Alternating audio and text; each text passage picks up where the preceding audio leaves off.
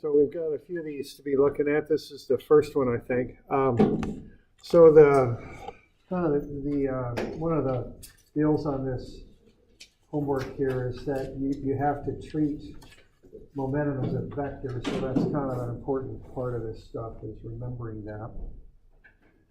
So we've got 3 of these things to do. Friday, plus those other 3 that you could turn in today, or you could turn them in Friday as well. So, do we have any questions on this one here? The momentum part is pretty straightforward. It's just the thing about this is the vector bit. Okay. So we got like a block sliding. We got no friction. This is in a flat plane. Okay, so it's sliding north. So that means it's not going up. It's sliding north. So this is in what we call the horizontal plane, I think.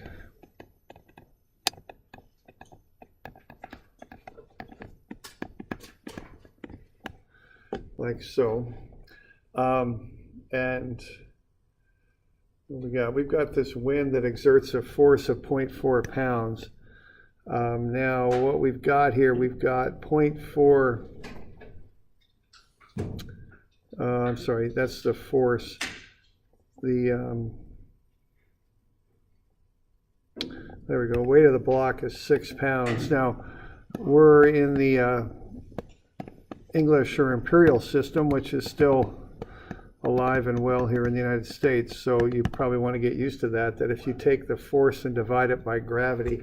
Now what gravity is in this system is 32.2 feet per second squared. So if we divide that out, we'll get the mass, and that's 0.1863 slugs. Okay, so the slug is the imperial unit of mass. Okay, so that's the mass. Now the momentum part of this is pretty straightforward, because we're gonna, we got this deal where we have mv1 plus the integral of f dt is mv2.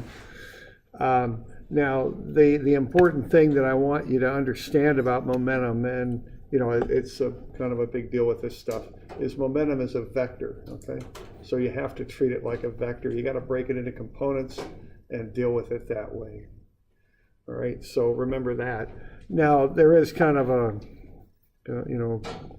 this 5 foot per second velocity, which looks like it'll fit into this equation, but if you'll notice that that's basically what 5 is 5 foot per second.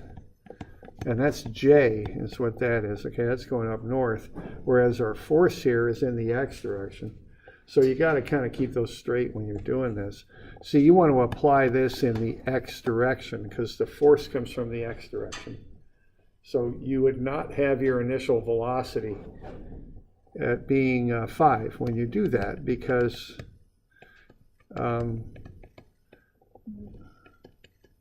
so v1x is not equal to 5 feet per second, okay?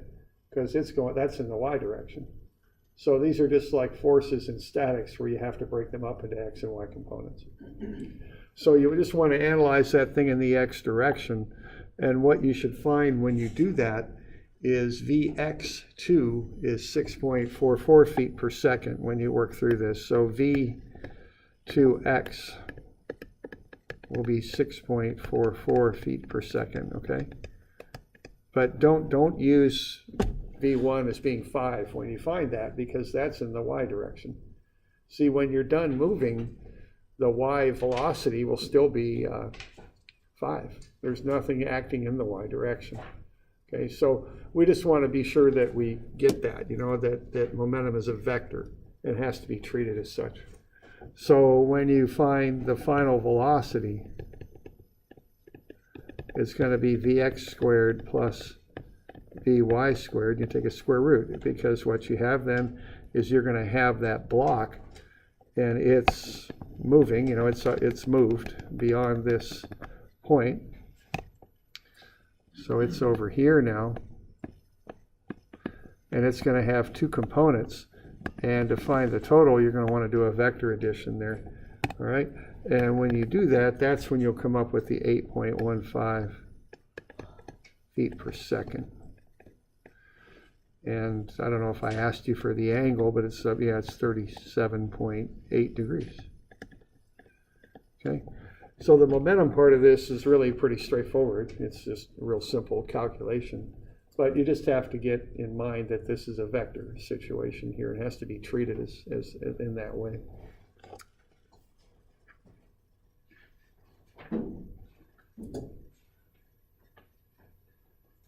So y'all okay with that? We got any questions on that bit?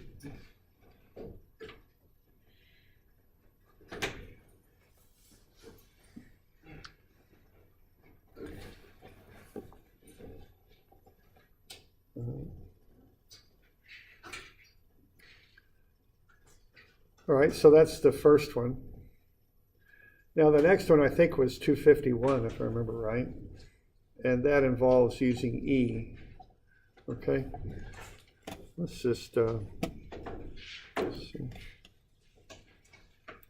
All right, so 251 involves E, and this coefficient of restitution, it's called. Now what that concerns is how things interact when you have collisions. And on this one, that problem has 3 different E's, but I figured on this one we'll just use one, which is 0.5. So we'll use just E as 0.5 on this. All right, so we have these two things that are sliding into each other. Now, what you would have on this, regardless of what E is you have the momentum equation, okay? So what we have here is the sum of mv1 plus f dt is the sum of mv2. So that, that would hold regardless. Now that's going to zero out because we're going to call our system A and B both. So whatever force A exerts on B, B exerts a force that's equal and opposite on A. So, that'll zero out. And this is really the thing that I think about with momentum. I mean, this is really when it works the best is with collisions. Because if you're doing something like F equals ma, you're going to have to look at the force of A on B and the force of B on A, and it's going to get pretty difficult pretty quick, I think. If you try and do work energy, when you have collisions, you don't conserve energy. You get sound and heat and all that, so you can't use really a very efficient work energy method. So momentum is good for collisions. Okay? It's used quite a lot. So we could just come up with just a standard momentum equation, but you see we're going to have 2 unknowns, so it's only going to get us so far. But you can do the 4 kilograms and the 3 meters per second, and then add in the 5 kilograms. And then what we've got there is a negative 2 meters per second. Again, momentum's a vector, so you got to include that negative in there because it's going the opposite direction. And then that's going to equal for VA, I don't know what I called it, we'll just call it VA. And then plus 5 VB, okay? And that's really about all you can do with it. I mean, you can't do much more with it than that. All right? So what we're going to end up with here is that, when we work through this, is we're going to have 12 minus 10, so that'll be 2, and that's going to equal this 4 VA plus 5 VB. And that's really about all we can do with momentum. So you need another equation that involves the 2 velocities, A and B. And I'm just trying to think here. I guess, yeah, I better put a 2 on these just to kind of so it'll match what I'm going to do with the restitution. So I'll put a little 2 subscript on there also. All right. Now what you've got is this other equation that involves restitution. So this often gives you another approach you can take to get a second equation with your unknowns. All right. And this is on the formula sheet. The one thing you want to remember is to switch the order of the velocities. The the numerator should have them in a different order than the denominator does. Okay.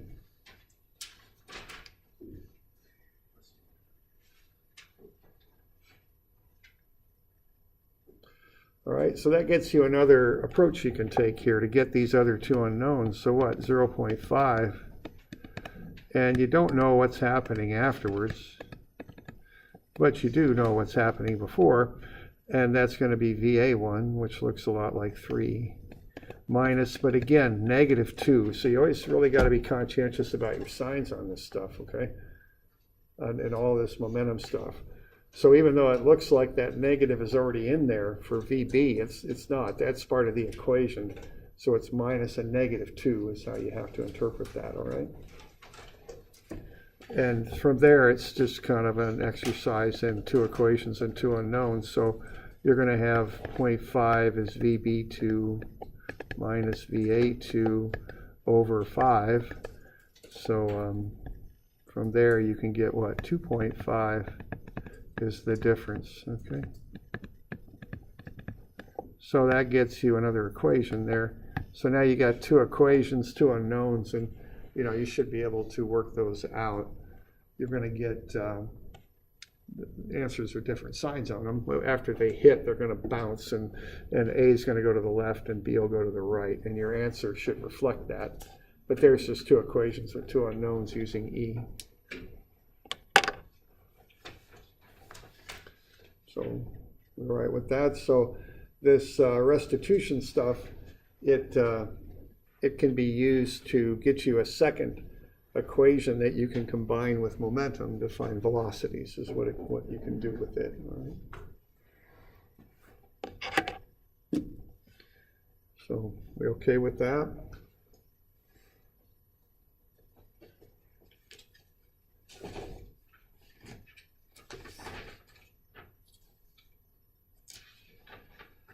All right. And then the last one is a little bit of a pool ball problem I came up with. Everybody get that last time? I've got a couple copies if you didn't. Everybody got that? It's not numbered. It has E as 0.54, and it's kind of actually it's hole punched out. Anybody else? I gotta run some copies. I know you're on that. I added this out. I can't remember what it was, but it was last week. Or wait, I don't need to get copies, I guess. Yeah, I'll have to run a couple.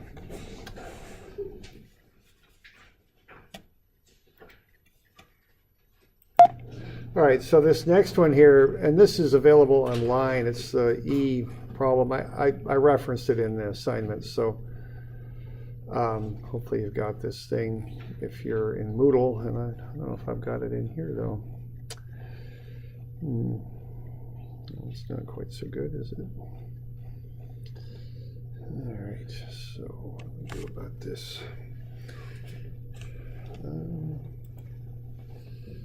Add. Can I add something like a blank page? No, can't do that.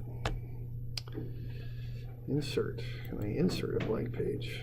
Bookmark, text, shapes? Nope, can't do that either. Pens. All right, we'll have a look at that. So I don't know, just do this in PowerPoint maybe, I don't know. Let's do that. All right, so what we have here is we've got the pool table and we've got a ball coming in at 25 degrees. It's going to bounce. And we want to have some idea what this thing's going to do after it bounces is the idea, I think. Now this could be a little exciting, but we'll see here. Okay, so what we've got, oh goodness. All right, what are we going to do now? Escape, I guess, and then we'll do a save as. That always works. Save as, browse, PDF, we'll save it. So put it in here, maybe not. There we go. spring. Yeah, we'll just save it as that. All right. Save more. Come over here, open, add blank, open. Is that going to get us anything? There we go. All right. So now what we got here is we just got a wall. And then we've got a ball coming in at 1.8 meters per second and 25 degrees. Okay. So we're at 25 degrees and we're at 1.8 meters per second. And what we want to know is after that thing hits the rail, what's it going to do? Now we're going to make some kind of what we might call simplifying assumptions here. So, but keep in mind that we always make simplifying assumptions when we design stuff. So that's okay. So we're going to come off here at some angle, and then we want to know what's the velocity. Okay, so that's kind of what we're up to. And we're given that E is 0.54. Now I'm calling this so this is in the horizontal plane. Now, if you've ever played pool, and I'm sure none of you have ever done that, but if you had, you know that the rails are kind of soft. Now we're going to assume that the rails are hard. We're not going to assume that that's just a hard wall that the ball will bounce off of, okay? So we got a couple things going on here with this one.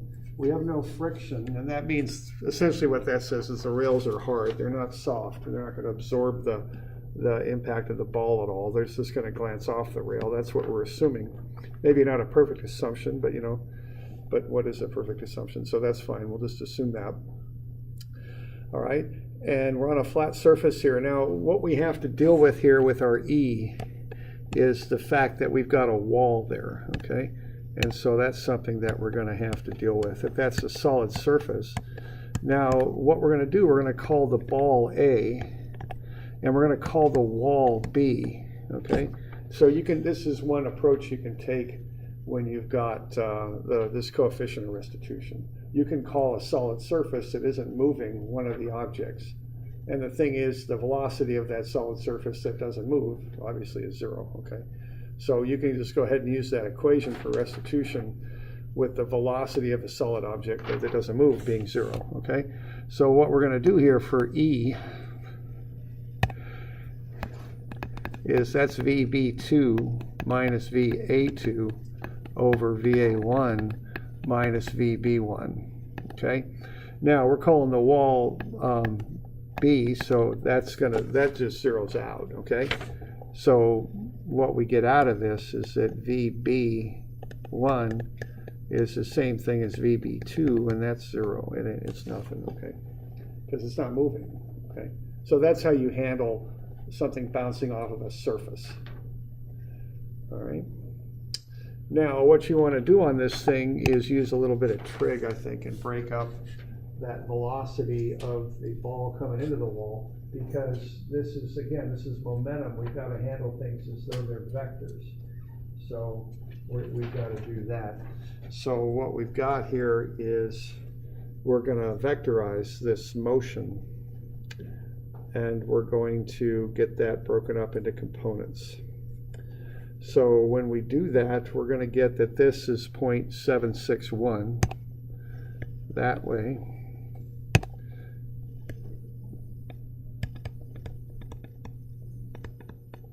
And that this other velocity here is Vx, whatever that happens to be, which I think is 1.63. Okay? So when you're in momentum, you always want to be thinking about vectorizing things. So what's happening here, if we assume that that rail isn't soft and that it's hard, that it doesn't absorb anything in the y direction, because that's how we're setting this up. All right. What that's going to be is it's just going to be 0.761. See, there's nothing to change it in the y direction. So what you're going to want to do essentially here is use E and get the velocity with which it rebounds off the wall, okay? Off the rail, I guess, if you're talking about a pool table. Now, it's not going to be going as fast off the rail as it comes in, So what you're going to want to do then is find this velocity right here using the E equation, okay? So that'll be VA2. There we go. So we got VA1 coming into the wall, VA2 coming off, and that will be the VA2 here. And from there, it's just theorem of Pythagoras and all that to get that worked out.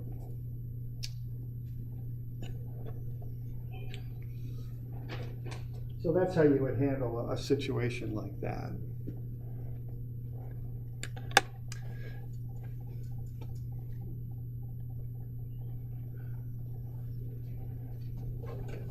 So do we have any questions on that bit?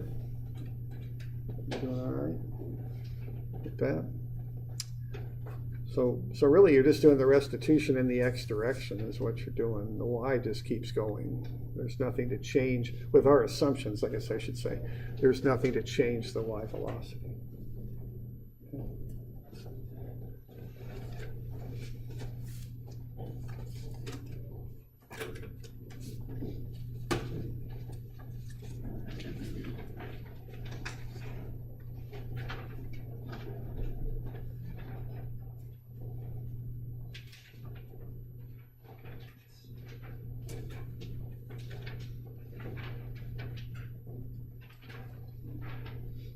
Okay, any questions on it?